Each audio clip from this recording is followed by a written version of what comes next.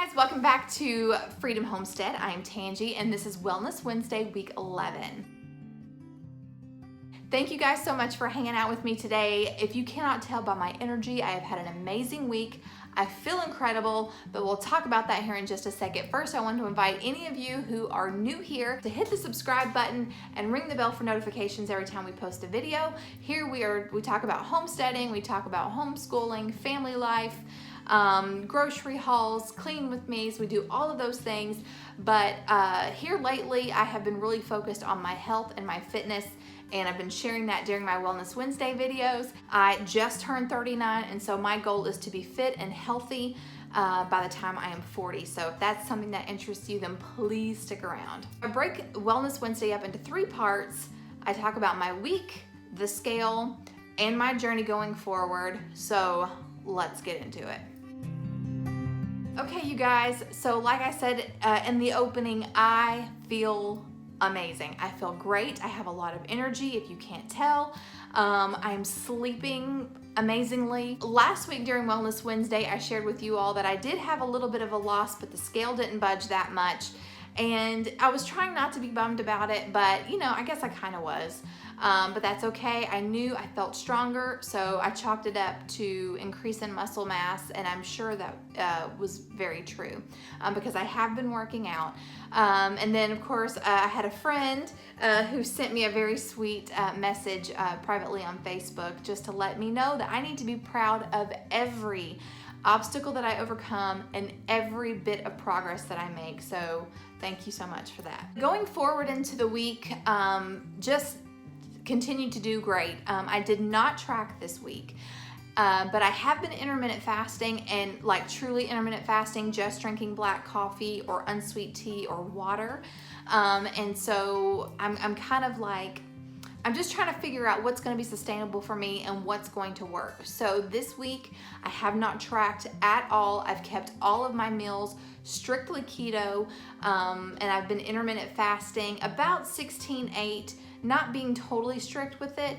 Not to say that I don't look at the clock every time I start to get hungry, but yeah, just trying to allow my the whole autophagy thing happen. So I'm not so up and up on all the sciencey terms, but I know that that's a good thing, and just trying to let my body do what it needs to do. You can look up autophagy and how all of that works. I hope that one of these days I will be well versed enough that I can talk about all the sciencey things, but I'm not there yet. But I am doing a lot of research. Don't think that I'm going into all of this blind. I am reading and listening and watching as much information as I can get my hands on. Intermittent fasting, not tracking, keeping it keto. Every time we go out to eat, I make sure that there's an option for me. If not, I do the best I can with what I've got. I also mentioned in my grocery haul that I was a little nervous about Sunday because we were going to have a church event, and you know, typically everybody chooses Pizza Hut. A lot of you gave me some excellent advice. Thank you all so much for that. But it turns out we did not go to Pizza Hut, Cinco de Mayo, and wouldn't you know, of all places, we pick a Mexican restaurant. I'm like, why are there so many people here? Oh yeah, it's Cinco de Mayo. So we went in, and I'm looking at the menu. Not really a whole lot other than fajitas. Like I could just get fajitas and then not eat the shell. But I was also trying to keep what I ordered under a certain dollar amount. And so my favorite thing that I normally get is huevos con chorizo, which is scrambled eggs and chorizo sausage cooked together. And then I always get it with corn tortillas, and it comes with rice and beans. So I decided to do huevos con chorizo without rice and beans, and I just had them make a little salad on the side with some ranch dressing, and then I didn't eat the tortillas. I did not have any tortilla chips, and I had water with lemon. Yay me! I can do this. I can work with what they have. So as far as food goes, like I said, done great. I haven't tracked. I've been intermittent fasting, just trying to figure out what is going to be more sustainable for me. But one thing that I have upped this week is my fitness level. So let me backtrack a little bit. In all of the research that I've been doing and everything that I've been listening to, I came across a woman named Dr. Tina Moore, Tyna.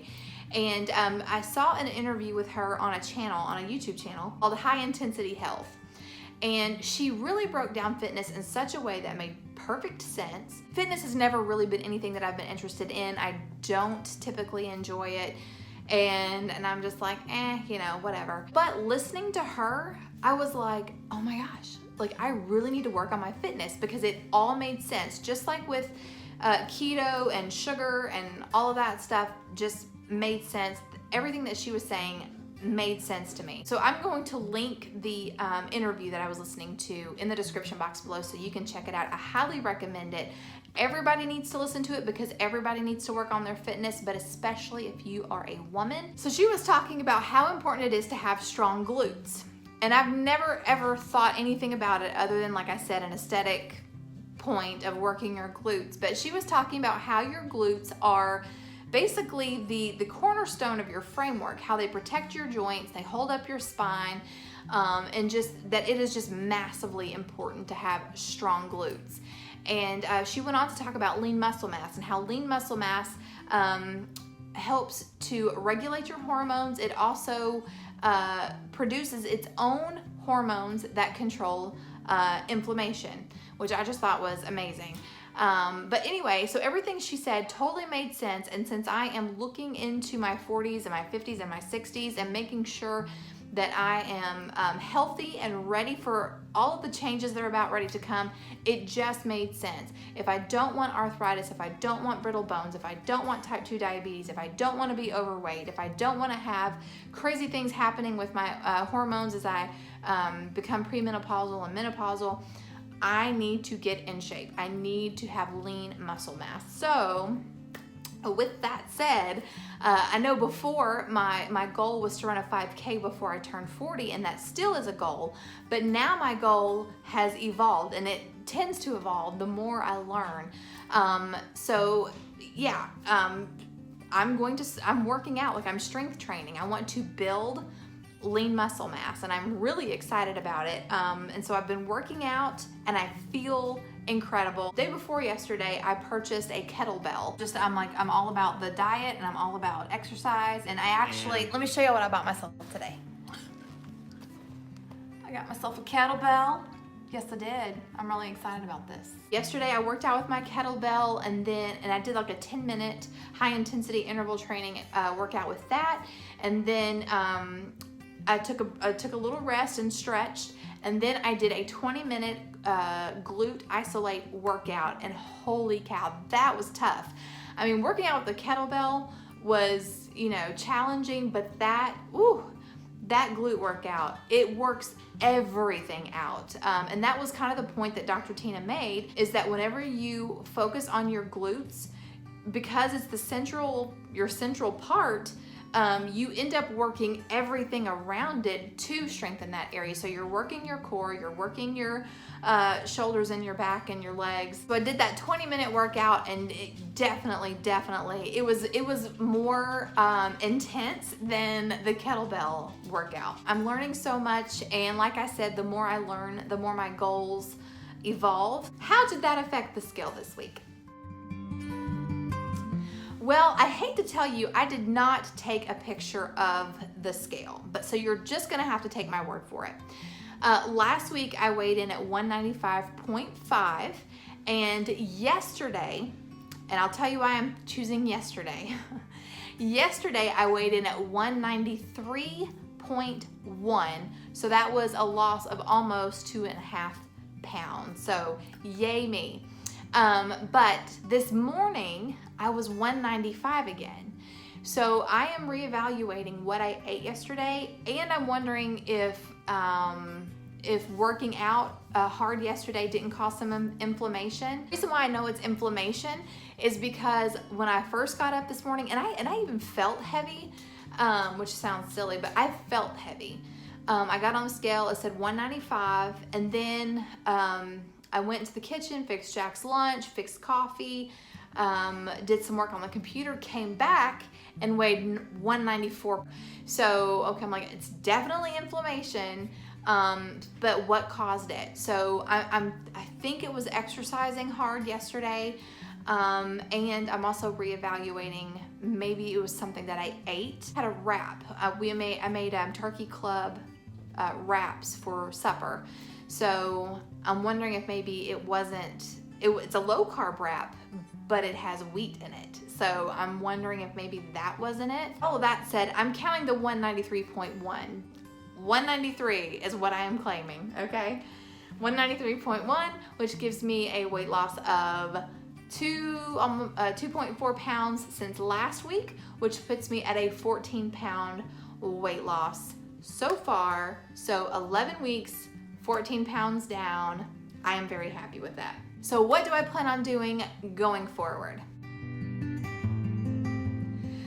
Well, like I said, the more I research, the more my goals evolve, and that's what I plan on doing. Is I am reading and listening and watching and learning as much as I possibly can about health and fitness. And I know that my diet right now is not perfect. I'm doing the best that I can with what I have, and I'm learning more and more. For example, today I was listening to the Wellness Mama podcast, and she was talking to Thomas DeLauer, which a lot of you, if you follow keto, know who Thomas DeLauer is. And I will put a link to his channel in the description box below if you're interested. But he's a guy that's really big in the fitness industry, and he really highly encourages the ketogenic life because of what it's done for him and his wife. We're talking about the ketogenic diet and how a lot of people are still eating way too much protein, and he was talking about how little protein we actually need. Cruciferous vegetables like your cabbages, your artichokes, asparagus, broccoli, things like that, and then have a small amount of protein and your fats. So that's one thing that I really want to try to start concentrating on, is making sure that I'm getting enough low glycemic vegetables, and that I'm kind of scaling back, because I know when I eat, I'm eating a lot of protein and not enough vegetables. So I really want to kind of switch that up a little bit. I know that most of my fats come from dairy, and I want to change that and try to do more like avocado and things like that. So that's just something I have to learn more about it. I have to keep working. It's not a perfect situation, I know, but I am educating myself and I am trying to do better. So that's it, you guys. I'm going to keep learning and keep applying what I learn, and just trying to evolve to make better changes as I go. So let me know, how did you do this week? Are you learning anything new? Are you researching diets and exercise and how you can improve your overall wellness? I highly encourage you to do that. Everyone should do their own research and modify your diet to fit you and your needs. That's all I've got for you guys today. I hope you enjoyed this, and I hope you found it motivational, and until next Wednesday.